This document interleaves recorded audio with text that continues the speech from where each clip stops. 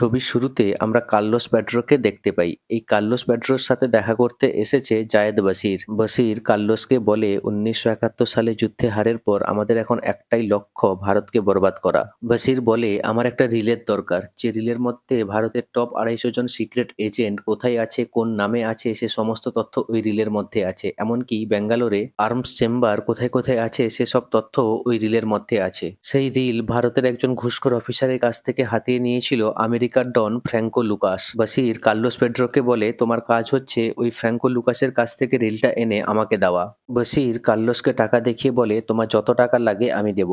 Carlos রাজি হয়ে যায় এবং কার্লোস এই কাজের দায়িত্ব দেয় ভুজাংকে। ভুজাং সুধীরকে এই কাজের দায়িত্ব দেয়। সুধীর একজন ফেমাস অ্যাসাসিন জেমসকে হায়ার করে। জেমস ফ্র্যাঙ্কো লুকাসকে মেরে সেই রিলটা এনে সুধীরকে দেয়, কিন্তু সুধীর জেমসকে মেরে দেয়। অন্যদিকে সুধীরকেও কেউ একজন মেরে দেয়। সুধীরের মৃত্যুতে ভেঙে পড়ে তার বউ লাইলা এবং শালী মধুবালা। মাসখানেক পর যোগাবর চৌধুরী কার্লোস পেড্রোকে ফোন লাগায়। এই যোগাবর চৌধুরীর কাছে বসেছিল সুধীরের বউ লাইলা। আসলে এই লাইলা তার বর সুধীরকে খুন করে রিলটা হাতিয়ে নেয় এবং নিজের বোনের সামনে নাটক করে। যোগাবর চৌধুরী কোনো কারণে জানতে পেয়ে যায় এই ব্যাপারটা এবং লাইলার কাছ থেকে রিলটা নামার প্রচুর চেষ্টা করে, কিন্তু তিনি ব্যর্থ হন। তাই শেষমেশ লাইলাকে তিনি বাড়িতে ডাকেন কার্লোস পেড্রোর সাথে ফোনে কথা বলার জন্য। কার্লোস লাইলাকে জিজ্ঞেস করে তোমার কত টাকা দরকার। তখন লাইলা বলে আমার কি দরকার সেটা সময় এলে তোমাকে বলে দিব। অন্যদিকে দিল্লিতে পুলিশ মিটিং চলছিল, সেখানে ইন্টারপোলের মহাবীর আহুজা এসে বলে ইন্টারপোলের কাছে খবর আছে কিছু বিদেশি শক্তি আমাদের দেশের এগেনস্টে কনস্পিরেসি করছে। ওই বিদেশি শক্তির সাথে যোগাবর চৌধুরী এবং তার ছেলে শামসেরের ডাইরেক্ট কানেকশন আছে।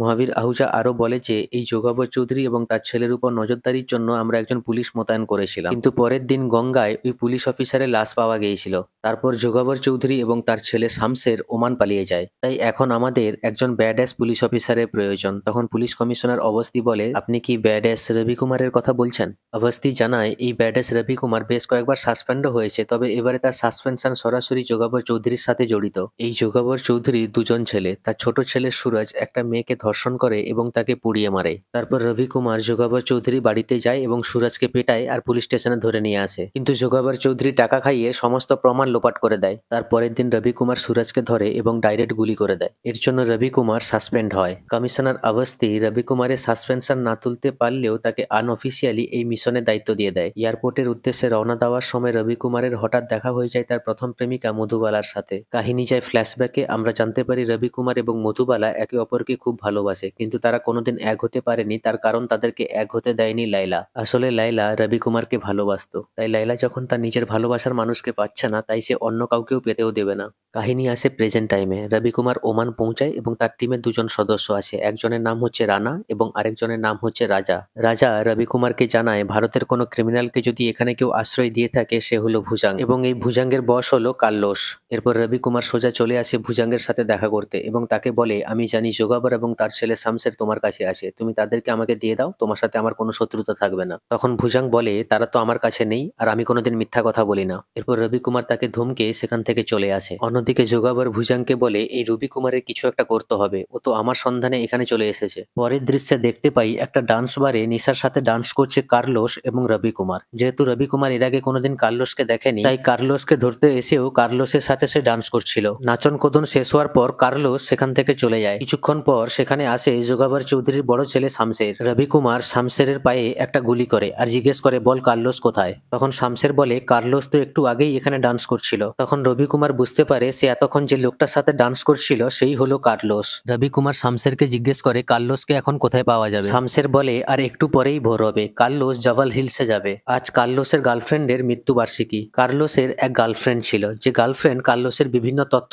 পুলিশের সাথে শেয়ার করেছিল, যে ব্যাপারে কার্লোস জানতে পেরে গেছিল। তাই সে তার গার্লফ্রেন্ডকে জাভাল হিলস থেকে ফেলে মেরে দিয়েছিল। কিন্তু কার্লোস তার গার্লফ্রেন্ডকে ভীষণ ভালোবাসতো, তাই সে তার স্মৃতির উদ্দেশ্যে জাভাল হিলসে এসেছে। অন্যদিকে রবি কুমারও জাভাল হিলসে পৌঁছে যায় এবং সে কার্লোসের পিছনে ধাওয়া করা শুরু করে, কিন্তু সে কার্লোসকে ধরতে পারে না। তারপর রবি কুমার চলে আসে ভুজাঙ্গের কাছে। সেখানে এসে ভুজাঙ্গের ভক্তের সামনেই ভুজাঙ্গকে মারা শুরু করে দেয় রবি কুমার আর বলে যোগাবর চৌধুরীর সাথে দেখা হলে বলে দিস ওর বড় ছেলে শামসেরকে সেখানেই পাঠিয়ে দিয়েছি যেখানে তার ছোট ছেলে সুরজকে পাঠিয়ে দিয়েছিলাম। রবি কুমার ভুজাঙ্গকে এটাও বলে যে তোকে 4 দিন সময় দিলাম, এই 4 দিনের মধ্যে তুই কার্লোস এবং যোগাবরকে আমার হাতে তুলে দিবি, না হলে তোকে তোর ভগবানের কাছে পাঠিয়ে দিব। এরপর নিশা রবি কুমারকে একটা জায়গায় নিয়ে আসে যেখানে বেআইনি অস্ত্রশস্ত্র পাওয়া যায়। সেখানে কার্লোসের ডান হাত রাফতার খানের সাথে দেখা হয় রবি কুমারের। বন্দুক নিয়ে কথাবার্তা হতে হতে এক সময় রবি কুমার এবং রাফতারের মধ্যে কথা কাটাকাটি শুরু হয়। রাফতার রবি কুমারকে কার রেসিং এর চ্যালেঞ্জ ছুড়ে। রবি কুমারও রাজি হয়ে যায়। শুরু হয় কার রেসিং এবং রেসিং কিছুক্ষণ হওয়ার পর এক ঝটকায় রাফতারের গাড়ি উল্টে দেয় রবি কুমার। তারপর রাফতারের কাছে কার্লোসের ঠিকানা জানতে চায় রবি কুমার। ঠিক সেই সময় কার্লোস হেলিকপ্টারে করে সেখানে চলে আসে এবং এসেই রবি কুমারের উপর গুলি চালানো শুরু করে। পাল্টা রবি কুমারও গুলি চালানো শুরু করে। রবি কুমারের বন্দুকের গুলি লেগে কার্লোসের হাতের বন্দুকটা পড়ে যায়। রবি কুমার কার্লোসকে গুলি করতে যাবে, ঠিক সেই সময় নিশা রবি কুমারের বন্ধুকে গুলি করে। রবি কুমারের হাত থেকে বন্দুকটা পড়ে যায়। আসলে এই নিশা কার্লোসের সাথে কাজ করে, তাই কার্লোস রবি কুমারের লোকেশনটা আগে থেকেই জানতে পেরে গিয়েছিল। কার্লোস তার জামার ভেতর থেকে আরেকটা বন্দুক বের করে সোজা রবি কুমারকে গুলি করে দেয়। মারা যায় রবি কুমার, কিন্তু রবি কুমারের বডি কোথাও খুঁজে পাওয়া যাচ্ছে না। অন্যদিকে লাইলা এবং মধুবালা ওই রিলটা নিয়ে ওমানে চলে আসে।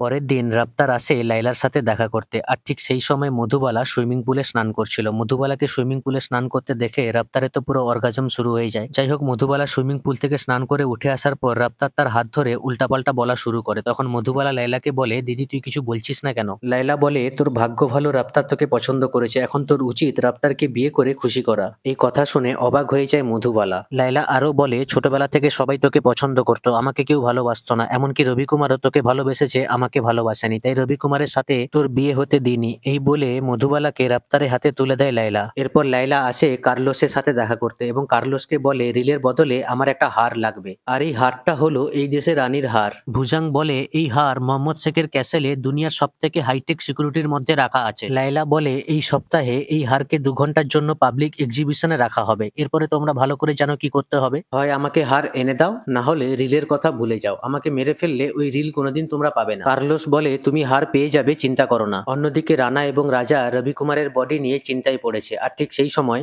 রবি কুমার সেখানে এসে হাজির হয়। রবি কুমার তাদেরকে বলে, সেদিনকে সে বুলেট প্রুফ জ্যাকেট পরেছিল আর পাহাড় থেকে পড়ার পরে প্যারাশুটের মাধ্যমে সে বেঁচে গিয়েছিল। সেদিন রবি কুমার জানতে পারে ইন্টারপোলের অফিসার মহাবীর আহুজা ওমান এসেছে তার সাথে কথা বলতে। আহুজা রবি কুমারকে বলে, আমি জানি আজ নয় কাল তুমি সে রিলটা পেয়ে যাবে। কিছু চাইনিজ এজেন্টদের সাথে আমার কথা হয়েছে, তারা এই রিলের বদলে প্রচুর টাকা দিতে রাজি আছে। তুমি কি বলছো বলো, তাহলে কি ডিল কনফার্ম করে দিব? রবি কুমার সঙ্গে সঙ্গে আহুজাকে গুলি করে মেরে দেয়। পরের দিন রবি কুমারের মা এবং ঠাকুমা রবি কুমারের সাথে দেখা করতে ওমান চলে আসে। তাদেরকে দেখে রবি কুমার যেমন খুশিও হয় তেমনি টেনশনেও পড়ে যায়, কারণ কখন কি হবে কেউ জানে না। ঠিক সেই সময় একজন এসে রবি কুমারকে বলে, ভুজাং তোমার সাথে দেখা করতে চায়। সময় নষ্ট না করে রবি কুমার চলে যায় ভুজাঙ্গের সাথে দেখা করতে। ভুজাং রবি কুমারকে বলে, আমি তোমাকে কার্লোস এবং যোগাবরের ঠিকানা বলতে পারি, কিন্তু তার বদলে আমার একটা কাজ করে দিতে হবে। কাজটা কি? কাজ হচ্ছে হার চুরি করা। যে হারের কথা লাইলা বলেছিল। রবি কুমার প্রথম নাক ছিটকালেও পরে রাজি হয়ে যায়। এরপর রবি কুমার রাজা এবং রানার সাথে বসে প্ল্যান করা শুরু করে কিভাবে তারা সেই হারটা চুরি করবে। তখন রবি কুমার বলে,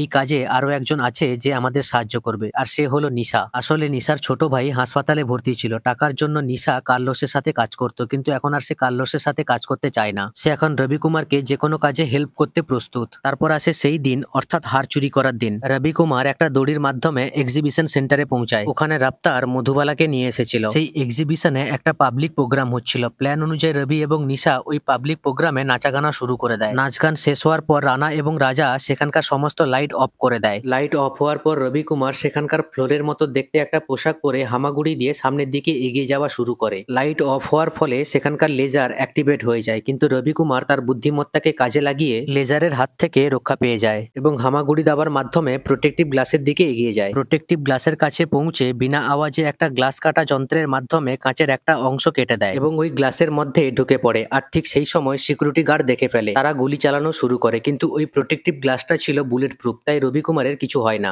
হার চুরি করে কাঁচের উপরে অংশটা কেটে একটা দড়ির সাহায্যে উপরের দিকে উঠে পড়ে রবি কুমার। যেহেতু রবি কুমার বুলেট প্রুফ জ্যাকেট পরেছিল, তাই সিকিউরিটি গার্ডরা গুলি চালালেও তার কিছু হয় না। তারপর সুপারম্যানের মতো করে ওই বিল্ডিং থেকে বেরিয়ে চলে আসে ব্যাডাস রবি কুমার। তারপরে ভুজাঙ্গের লোকেরা রবি কুমারকে অ্যাটাক করা শুরু করে ওই হারটা চুরি করার জন্য, আর অ্যাজ ইউজুয়াল রবি কুমার সবাইকে মেরে শুয়ে দেয়। ঠিক সেই সময় সেখানে মধুবালা পৌঁছে যায়। তারপর রবি কুমার মধুবালাকে নিয়ে চলে আসে একটা রুমের মধ্যে মধুবালাকে রেখে রবি কুমার যখন বাইরে বেরায় তখন কেউ একজন তার উপর অ্যাটাক শুরু করে দেয়, আর উল্টে রবি কুমারও তাকে অ্যাটাক করে। তারপর রবি কুমার যখন রুমের মধ্যে এসে দেখে সেখানে মধুবালা নেই এবং একটা কাগজে লেখা আছে, মধুবালাকে বাঁচাতে হলে এই ঠিকানায় চলে এসো। রবি কুমার রাজা এবং রানাকে নিয়ে সেখানে আসে। রবি কুমার সেখানে আসার পর লাইলা রবি কুমারকে একটা ইশারা করে, অর্থাৎ তাজমহলের রেপ্লিকাটার নিচে লাইলা আজকে ওই রিলটা লুকিয়েছিল। রবি কুমার বিষয়টা বুঝতে পারে। সেই সময় রাফতার এসে রবি কুমারকে বলে হার কোথায়। রবি কুমার বলে তোর সাথে আমার কোনো দুশ্মনী নেই, তুই আয় আমার কাছে। রাফতার রবি কুমারকে ধাক্কা দেয় আর রবি কুমার ওই রেপ্লিকাটার উপরে হুমড়ে পড়ে এবং সেখান থেকে রিলটা বের করে নিয়ে এসে রাফতারের পকেটে ঢুকিয়ে দেয়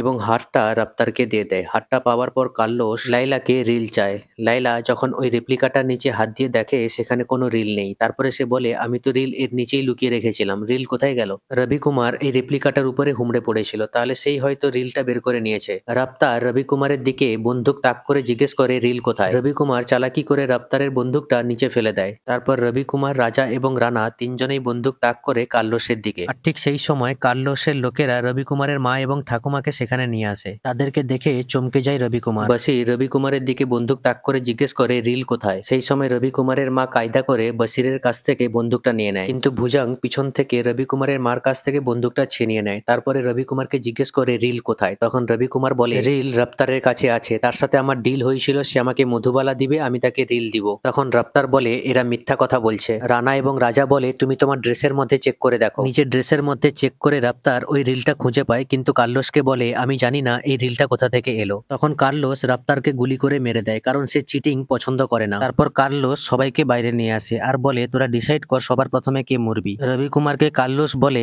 আমার কথাতেই তোর বাপ এবং ভাইকে মেরেছিল যোগাবর এবং ভুজাং। কথাটা শুনে রেগে লাল হয়ে যায় রবি কুমার। আর ঠিক সেই সময় লাইলা তার পাশে থাকা গার্ডকে ঘুষি মেরে তার কাছ থেকে বন্দুক নিয়ে রবি কুমারকে বন্দুকটা দিয়ে দেয়। আর এরপরেই রবি কুমারের অ্যাকশন শুরু হয়ে যায়। সবার প্রথমে সে ভুজাংকে মারে। অন্যদিকে বসির ওই রিলটা নিয়ে পালাচ্ছিল, রবি কুমার দেখতে পেয়ে তাকে গুলি করে মেরে দেয় এবং বসিরের কাছ থেকে রিলটা নিয়ে নেয়। এরপরে যোগাবর রবি কুমারের কাছে প্রাণ ভিক্ষা করে, কিন্তু রবি কুমার গুলি করে তার খুলি উড়িয়ে দেয়। তারপর রবি কুমার আসে কার্লোসকে মারার জন্য। কার্লোস রবি কুমারকে একটা চ্যালেঞ্জ দেয়। কার্লোস রবি কুমারকে বলে আমি নাচানাচি করব, তুই টোটাল 3বার গুলি মারার সুযোগ পাবি, 3বারের মধ্যে যদি আমাকে মেরে দিতে পারিস তো ভালো, নাহলে তুই মরবি। রবি কুমার রাজি হয়ে যায় আর এরপর কার্লোস নাচা শুরু করে আর রবি কুমার গুলি চালায়, কিন্তু দুবারই গুলিটা মিস হয়ে যায়। তারপর রবি কুমার চোখ বন্ধ করে ফ্লোরে কার্লোসের পায়ের আওয়াজ অনুযায়ী একটা গুলি চালায়। এবারে কিন্তু গুলিটা লেগে যায় কার্লোসকে, কিন্তু কার্লোস মরেনি। রবি কুমার কার্লোসের কাছে এলে কার্লোস সঙ্গে সঙ্গে উঠে দাঁড়ায় আর রবি কুমারকে ছুরি দিয়ে হামলা করে। তারপরে কার্লোস একটা বাইক নিয়ে সেখান থেকে পালায়, কিন্তু রবি কুমার তো সুপারম্যান, সে আরেকটা বাইক নিয়ে কার্লোসের পিছনে ধাওয়া করা শুরু করে। কিছুক্ষণ পর রবি কুমার কার্লোসকে ধরে ফেলে আর তার স্পেশাল বন্দুকটা দিয়ে কার্লোসকে মেরে দেয়। আর এখানেই শেষ হয়ে যায় ছবিটা।